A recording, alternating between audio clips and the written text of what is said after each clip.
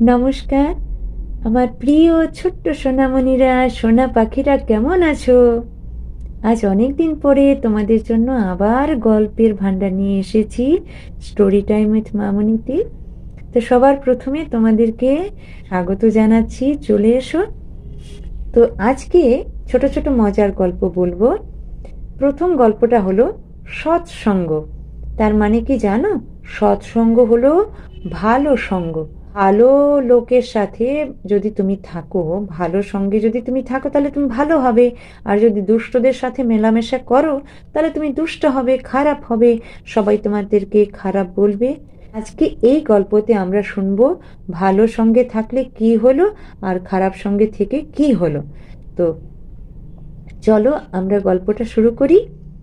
একজন রাজা জঙ্গলে শিকার করতে গেছিলেন। এমনি শিকার করা তাদের তো খেলা, নেশা, ওটাতেই গেছিলেন। তারপর শিকার করে যখন ফিরে আসছিলেন, একটা জঙ্গলের পাশ দিয়ে আসছিলেন। পাশে একটা গুহা ছিল, গুহার পাশে একটা আপেলের গাছ ছিল। সেই দিক থেকে যখন আসছিলেন, ওইখানে একটা তোতা পাখি বসেছিল। রাজাকে দেখি তোতা পাখিটা না চিৎকার করে বলতে শুরু করে দিয়েছে, লুটো মারো কাটো পিটো, লুটো মারো কাটো পিটো, লুটো মারো কাটো পিটো। রাজা তো এই তোতাটাকে দেখে অবাক হয়ে গেছেন। ওরে বাপরে বাপ, তোতা আবার এরকম কথা বলে! তিনি দৌড়ে এখান থেকে সরে গেলেন। তো তোতা পাখিটা কি করলো, রাজার পেছনে পেছনে উড়ে চললো, আবার গিয়ে বলতেও থাকলো, লুটো মারো কাটো পিটো, লুটো মারো কাটো পিটো। রাজা তো দৌড়ে দৌড়ে দৌড়ে দৌড়ে ওই দিক থেকে সরে এলেন। রাজা কিছু বুঝতে পারলেন না, কি ব্যাপার, এরকম করছে কেন? তো রাজা চলতে চলতে চলতে চলতে একটা জায়গায় এলেন। সেখানে একটা ঝোপড়ির মতো একটা কুটির দেখতে পেলেন। সেই কুটিরের পাশে একটা গাছ ছিল।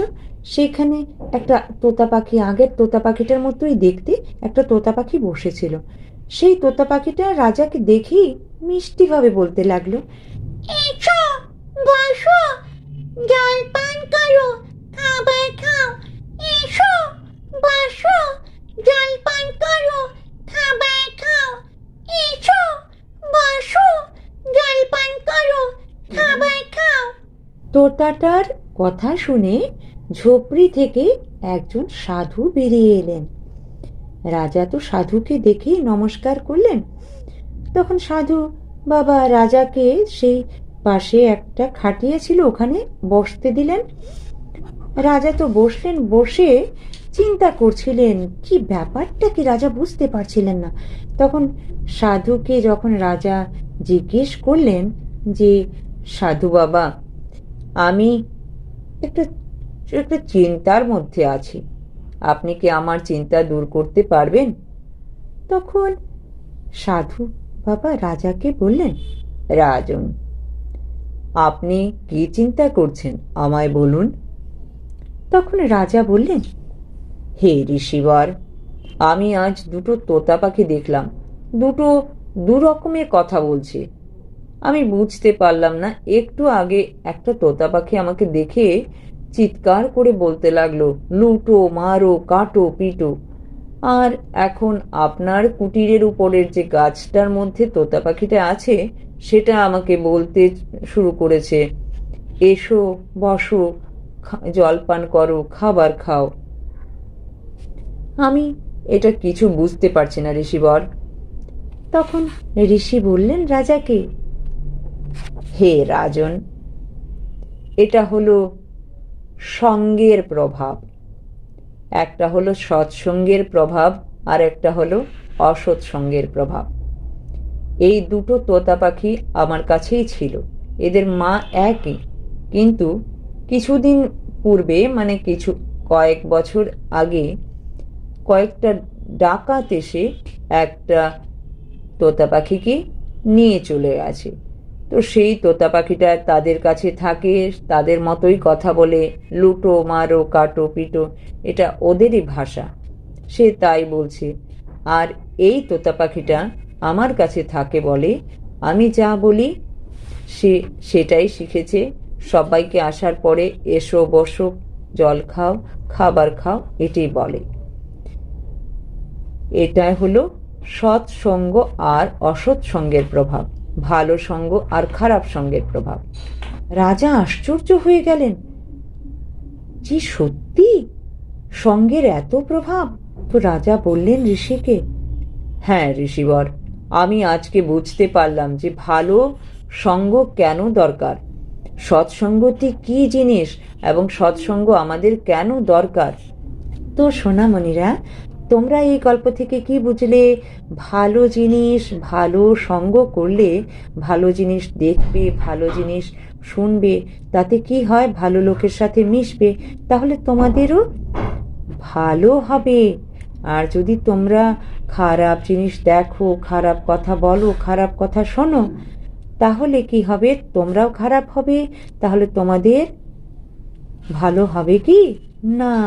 তোমাদেরকে সকলে খারাপ বলবে, তোমাদেরকে কষ্ট পেতে হবে। তাই সব সময় ভালো সঙ্গ দেখে চলবে। তারপরের একটা গল্প বলবো, যে প্রকৃতি আমাদের যা দেয় তা আমাদের বুঝে শুনিয়ে দেয়। ভগবান আমাদেরকে যেভাবে সাজিয়ে দিয়েছেন সেটা আমাদের ভালোর জন্য। সেটা আমরা যদি বুঝে এটা আমরা সন্তুষ্ট থাকি, তাতেই আমাদের ভালো। তো একটা কাক আর একটা বকের মধ্যে কি কথা হলো আর কি হলো তোমরা শোনো। একটা কাক উড়তে উড়তে একটা জায়গায় গেল, সেখানে একটা বকের সঙ্গে তার দেখা হলো। বকটা তো সাদা, কাক তো কালো। কাকের মনে হলো তার রংটা কালো আর বকের রংটা সাদা, কি সুন্দর, খুব খুশি লাগছিল। তো সে বককে জিজ্ঞেস করলো, বক ভাই, ও বক ভাই, তোমার এই রংটা খুব সুন্দর, তুমি কোথা থেকে পেয়েছো? বক কাককে বুঝিয়ে বলল, এটা তো প্রকৃতি আমাকে দিয়েছে ভাই, এটা প্রকৃতির দান, এটা আমার কোনো কিছু নয়। কাকটা বলল, না, আমার যে রংটা কালো আমার ভালো লাগে না, আমার একদম পছন্দ না, আমার তোমার সাদা রং আমার চাই। আমি কি করে এই সাদা রংটা পেতে পারি আমাকে বলো, তাই আমার ভালো লাগে না। কা কা, আমার এই রংটা ভালো লাগে না, কা কা। তখন বক বলল,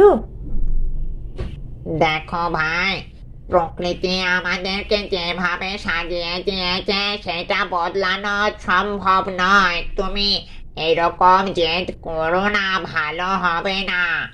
তখন কাক কিছুতেই মানে না। কাক বলে, না, আমার ভালো লাগে না, আমার এই কালো রংটা একদম বিচ্ছিরি, আমার একদমই ভালো লাগে না। কিভাবে বদলাতে পারি সেটা বলো। তখন বক আর কি করে? বক ভাবলো, কি করে, এটাকে তো কিছুতেই বোঝানো যাচ্ছে না। তো এটা কিছুতেই পিছু ছাড়বে না কাকটা। তো কি করে এটাকে আহ, তখন বকটা একটা বুদ্ধি খাটিয়ে বলল যে, আমি এই দিন রাত এই নদীতে স্নান করতে থাকি, এই জন্য আমার শরীরের রংটা সাদা হয়ে গেছে। এটা এমনিও কাকটাকে একটি এমনি এমনি বলল। কিন্তু কাক করলো কি, কাক বকের কথাটাকে সত্যি বলে মেনে নিল আর তাই শুরু করে দিল। দিন রাত শুধু নদীতে চান করে, চান করে, চান করে, চান করে, আর শরীরটাকে ঘষতেই থাকে, ঘষতেই থাকে, ঘষতেই থাকে। ওরে বাপ রে বাপ, দিন রাত স্নান করে আর শরীর ঘষে। এরকম করতে করতে করতে করতে তার শরীরের রং তো কিছুতেই পাচ্ছে না, কারণ সেটা তো সে ন্যাচারাল, সেটা প্রকৃতি তাকে দিয়েছে, প্রাকৃতিক কালা জিনিস, সেটাকে কি করে পাল্টাতে চায়? সে কিছুতেই পারছে না। তো এরকম করতে করতে যখন তার কালো রং গেল না, তখন সে কি করলো, একটা পাথরে ঘষতে শুরু করলো। ওরে বাপ রে বাপ, পাথরে গিয়ে ঘষতে ঘষতে ঘষতে ঘষতে তার সমস্ত শরীরের যেগুলো পালক ছিল সব পড়ে গেল। তো এখন শরীর তো জ্বালা শুরু করলো। তারপরে কাকটা কি করবে? সে ঠান্ডা জলে গিয়ে তার শরীরের জ্বালাটাকে কমানোর চেষ্টা করছে, প্রায় আধমরা হয়ে গেছে, মরেই যাচ্ছিল। তখন বকটা তাকে কোনো মতে তার ওই বাড়িতে গিয়ে রেখে এলো, কাকের বাসা যেখানে আছে গাছে কোনো মতে রেখে এলো। তারপরে বকটা বোঝালো যে এরকম করতে নেই। কাক ভাই, আমি তোমাকে বারবার বলেছিলাম প্রকৃতি এটা আমাদের যেমন দিয়েছে সেটাতেই সন্তুষ্ট থাকা ভালো, তুমি আমার কথা শুনলে না। এখন এরকম করে কত কষ্ট করবে বলো তো। এখন আর কোনোদিন এরকম করো না ভাই, এখন ঘরে থাকো, সুস্থ হও, তারপরে বাইরে বেরোবে। আমি চলি। এই বলে বকটা চলে গেল। তো আমরা কাকেরও শিক্ষা হয়ে গেল, সে আর কোনোদিন এরকম করেনি। তো এ থেকে আমরা কি দেখলাম, দেখো যে প্রকৃতি মানে ভগবান আমাদের যাকে যেমন ভাবে সাজিয়ে দেন সেটাই আমাদের ক্ষেত্রে ভালো, তিনি বুঝেই দেন। সে কাক কাকের মতোই থাকা ভালো, বক বকের মতোই থাকা ভালো। একে অন্যকে আমাদেরকে ফলও যেমন, এ যেমন আমাকে তেমন হতে হবে সেরকম করতে গেলে নিজেরটাই খোয়া যায়। তাই তোমরা কখনো এরকম করো না, কেমন? আরেকটা গল্প বলি। এটা হলো যে যেমন তাকে তেমন ভাবে জবাব দিতে হয়, যার সাথে যেমন ব্যবহার করা উচিত তার সাথে তেমনই ব্যবহার করতে হয়। তো একটা বনে একটা পুকুর ছিল, সেই পুকুরের কিনারে একটা সারস থাকতো, একটা শেয়াল থাকতো। তো দুজনের মধ্যে বন্ধুত্ব হয়ে গেছিল। শেয়াল তো খুব চালাক ছিল। শেয়াল কি করলো, একদিন এই সারসটাকে তার বাড়িতে খাওয়ার জন্য নেমন্তন্ন করলো, খাবার বানালো। বানিয়ে কি করলো জানো, একটা থালাতে করে সে পরিবেশন করলো, বলল যে বন্ধু চলে এসো আমরা এটাতে খাই। তো শেয়াল তো দিব্যি জিভ দিয়ে চেটে চেটে চেটে চেটে লক লক করে খেয়ে নিচ্ছে। আর সারস কি করলো, সারসের তো এই বড় লম্বা ঠোঁট, সে তো থালা থেকে খেতে পারবে না। সারসের তো চোখে জল এসে গেল, সে খাবার খেতে পারছে না, তার খিদে পেয়েছে। আর শেয়ালটা সব চেটে পুটে খেয়ে নিল লক লক করে। তারপর সারসের খুব কষ্ট হলো, আর ভেতরে ভেতরে রাগও হলো। তো তাহলে বেটা তুই এত দুষ্টু, সারসও মনে মনে করলো ওকে শিক্ষা দিতে হবে। তারপরে কিছুদিন পরে সারস বুঝতে দিল না শেয়ালটাকে যে তার রাগ হয়েছে। সে কিছুদিন পরে শেয়ালটাকে নেমন্তন্ন করলো যে তার বাড়িতে খাবার জন্য। শেয়ালও সেই দিন তার সারসের বাড়িতে খেতে গেল।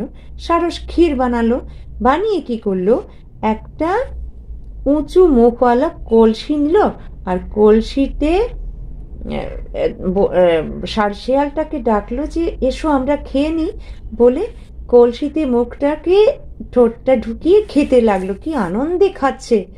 আর শেয়ালটা কি করবে, সে তো কলসিতে মুখ দিতে পারবে না, থালা হলে সে চেটে পুটে খেয়ে নিত, কিন্তু কলসিতে তো তার মুখ ঢুকবে না। তো সে আর কি করে, সারস খাচ্ছে আর সে বসে বসে দেখছে। আর সারসের মুখ থেকে যেগুলো একটু একটু বাইরে মুখটা নেওয়ার পরে যে ঠোঁট থেকে পড়ছে সেগুলো সে একটু চেটে চেটে বাইরে থেকে খাচ্ছে। সারস সব খেয়ে নিল। তারপরে শেয়ালটা বুঝে নিল যে সেদিন যে সে ঠকিয়েছিল, চালাকি করেছিল, কপটতা করেছিল বন্ধুর সাথে, সেই কপটতার জবাব তার বন্ধুও তাকে কপটতা করেই দিল। তাই কখনো কারোর সাথে কপটতা করতে নেই, কপটতা খুব খারাপ। দুষ্টের কখনো ভালো হয় না। যারা কপট তাদের সাথে কপটতাই করতে হয়, তারা ভালোটা বোঝে না। তাই সারস শেয়ালকে কপটতা দিয়েই জবাব দিল, শেয়ালও দিব্যি বুঝে সেখান থেকে চলে গেল। তো সোনামণিরা, আজকের জন্য এই পর্যন্তই। আগামী দিন আরো গল্প নিয়ে আসবো, ততক্ষণ পর্যন্ত তোমরা ভালো থেকো। নমস্কার।